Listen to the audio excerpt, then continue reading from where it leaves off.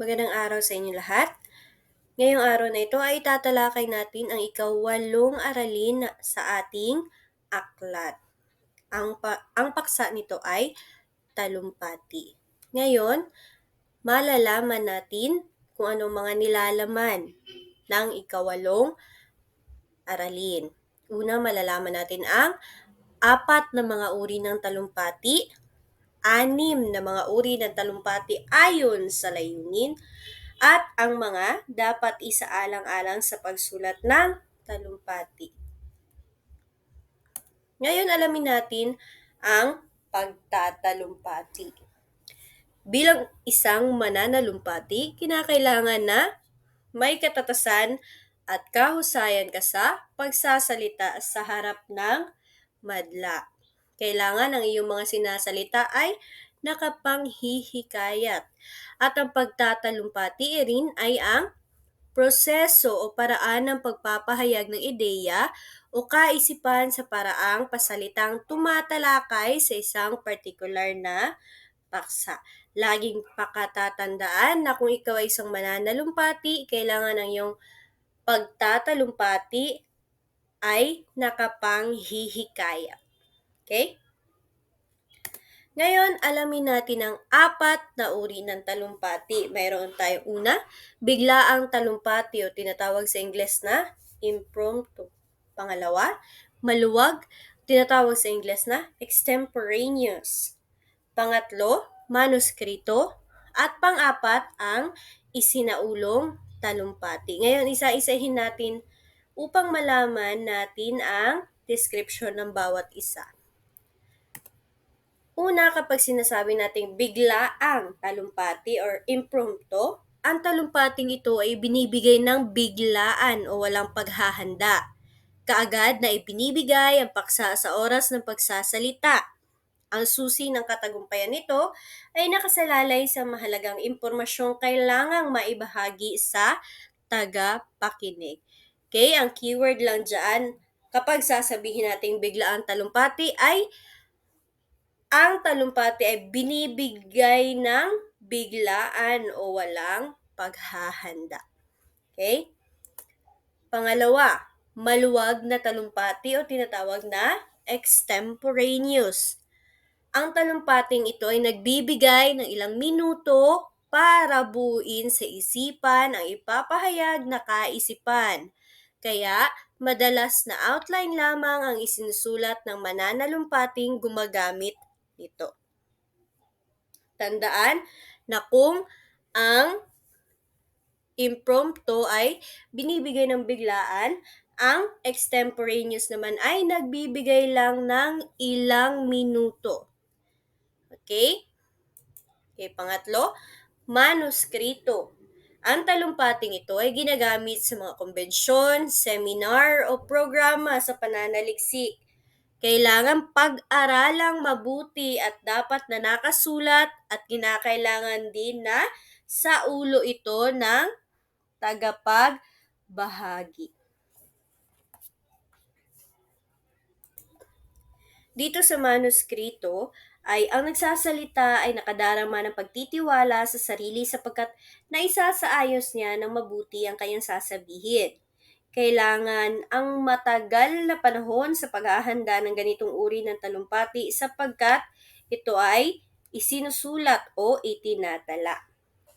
Limitado rin ang oportunidad ng tagapagsalitang maiangkop ang kanyang sarili sa okasyon. Karaniwan din ay nawawala ang pakikipag-ugnayan ng tagapagsalita sa kanyang tagapakinig dahil sa pagbabasa ng manuskritong ginawa. Pang-apat ay ang isinaulong talumpati.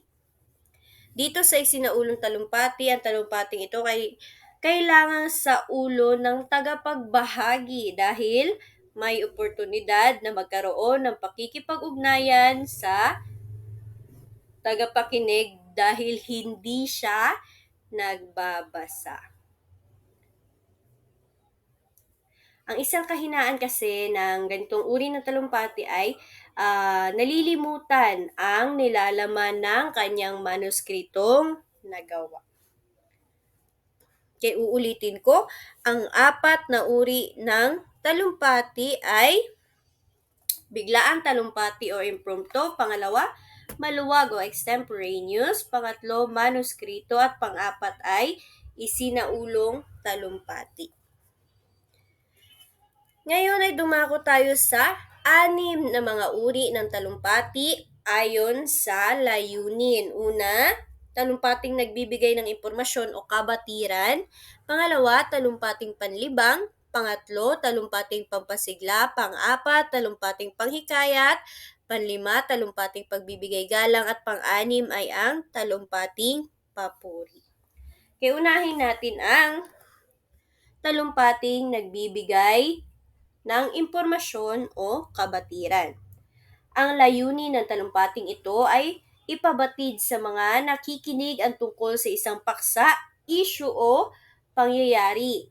Dapat na maging malinaw at makatotohanan ang paglahad ng mga datos, kaya mahalagang sa pagsulat nito ay gumamit ng mga dokumentong mapagkakatiwalaan. Ang ilan sa mga halimbawa nito ay ang panayam at pagbibigay ng ulat. Makatutulong din ang paggamit ng mga larawan, chart, diagram at iba pa sa pagsasagawa ng ganitong uri ng talumpati. Pinakakilalang halimbawa nito ay ang talumpati ng mga pinuno ng bansa o ang State of the Nation Address or tinatawag nating SONA. Okay, next. Pangalawa ay ang talumpating panlibang. Ang layunin ng talumpating ito na magbigay ng kasiyahan sa mga nakikinig. Kaya naman sa pagsulat nito, kailangan nalahukan nito ng mga birong nakakatawa na may kaugnayan sa paksang tinatalakay. At madalas ginagawa ang ganitong uri ng talumpati sa mga salo-salo, pagtitipon sosyal at mga pulong ng mga samahan, para hindi naman maburyo yung iyong mga tagapakinig. Okay, pangatlo, talumpating pampasigla. Ang layunin ng talumpating ito na magbigay ng inspirasyon sa mga nakikinig. Sa pagsulat nito, tiyakin ang nilalaman nito ay makapupukaw at makapagpapasigla sa damdamin at isipan ng mga tao. Higit na makakamit ang layunin nito kung ang magsasalita ay handang-handa sa pagsasagawa ng talumpati. Makatutulong ito upang maging focus at interesado ang mga nakikinig. Karaniwang isinasagwa ang ganitong uri ng talumpati sa araw ng pagtatapos sa paaralan at pamantasan, pagdiriwang ng anibersaryo ng mga samahan o organisasyon, kumbensyon at sa iba pang pagdiriwang na kagaya ng mga nabanggit. Okay, next. Pang-apat, talumpating panghikayat. Ang layunin ng talumpating ito na hikayatin ng mga tagapakinig na paniwalaan ang sinasabi ng mananalumpati sa pamamagitan ng pagbibigay katwiran at mga patunay. Ilan sa mga halimbawa nito ay ang sermong naririnig sa mga simbahan, kampanya ng mga politiko sa panahon ng halalan, talumpati sa kongreso, at maging ang talumpati ng abogado sa panahon ng paglilitis sa hukuman. Okay, sunod, panlima, talumpati ng pagbibigay galang. Ang layunin ng talumpating ito na tanggapin ang bagong kasapi ng samahan o organisasyon. Ginagawa rin ito bilang pagtanggap sa isang bagong opisyal na natalaga sa isang tungkulin. Samantala, ang ika-6 naman ay ang talumpati ng papuri. Ang layunin ng talumpating ito na magbigay ng pagkilala o pagpupugay sa isang tao o samahan. Kabilang sa mga ito ang talumpati ng pagtatalaga sa bagong hirang na opisyal, talumpati ng pagkilala sa isang taong namatay na tinatawag na eulogy, talumpati sa paggagawad ng medalya o sertipiko ng pagkilala sa isang tao o samahang nakapag-ambag ng malaki sa isang samahan o sa lipunan, at iba pang kagaya ng mga ito.